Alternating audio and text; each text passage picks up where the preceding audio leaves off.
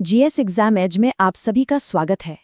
आज हम इतिहास के पन्नों को पलटकर 18वीं सदी के भारत में चलेंगे, एक ऐसे दौर में जब एक विशाल साम्राज्य को चुनौती दी गई और दूसरे के भविष्य का फैसला हुआ।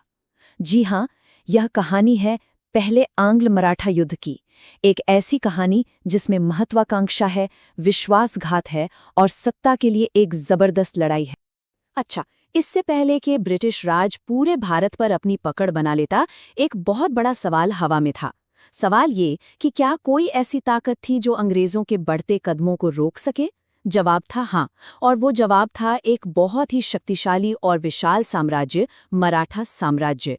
अब देखिए, इस बड़े संघर्ष की जड़ें कहीं बाहर नहीं, बल्कि खुद मराठा साम्राज्य के अंदर ही थीं। सिंहासन के लिए एक अंदरूनी लड़ाई ने अनजाने में ही सही एक बाहरी ताकत के लिए दरवाजे खोल दिए।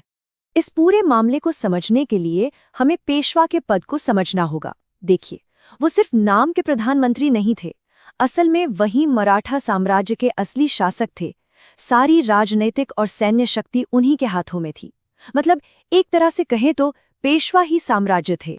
और फिर देखिए कि हालात कितनी तेजी से बिगड़े। 1772 में ताकतवर पेशवा माधवराव की मृत्यु हो जाती है और यहीं से घटनाओं की एक खतरनाक कड़ी शुरू होती है। एक साल भी नहीं बीतता कि उनके उत्तराधिकारी नारायण राव की बेरहमी से हत्या कर दी जाती है। उनके चाचा रघुनाथ राव, जो गद्दी पर बैठना चाहते थे, सत्ता हथियाने की कोशिश करते हैं, लेकिन मराठा सरदार उनके खिलाफ हो जाते हैं और नारायण राव के नवजात बेटे का समर्थन करते हैं। बस यहीं से सत्ता के लिए एक खूनी खेल शुरू हो गया। और जब घर में ऐसी उथल-पुथल मची हो, तो बाहर वालों की नज़र तो पड़ती ही है। दूर से ये सब देख रही ब्रिटिश ईस्ट इंडिया कंपनी को इस संकट में अपने विस्तार का एक सुनहरा मौका दिखाई दिया। तो यहाँ पर दो अलग-अलग इरादे आपस में टकराए। एक तरफ थे रघुनाथ राव, जो पेशवा बनने के लिए कुछ भी करने को तैयार थे, और दूसरी तरफ थे अंग्रेज, जो भारत में अपना दबदबा बढ़ाने के लिए बस एक मौके की तलाश में थे। तो जाहिर है, एक बहुत ही खतरनाक गठबंधन बनने वाला था। और इसी मौके के गठबंधन से जन्म हुआ सूरत की संधि का। इसी संधि ने औपचारिक रूप से युद्ध की आग लगा दी। इस डील में हुआ ये कि रघुनाथ राव में पेशवा की गद्दी के बदले में मराठों के बड़े और जरूरी इलाके जैसे कि सालसेट और बेसिन अंग्रेजों को सौंप दिए। ये एक ऐसा सौदा था जो पूरे उपमहाद्वीप को जंग की आग में झोंकने वाला था। संधि पर दस्तखत की स्याही अभी सूखी भी नहीं थी कि मैदाने जंग सज चुके थे। चलिए अब सीधे चलते हैं वडगांव की लड़ाई की तरफ।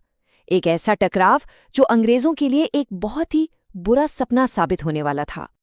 यहाँ मराठों की सैन्य रणनीति सच में कमाल की थी।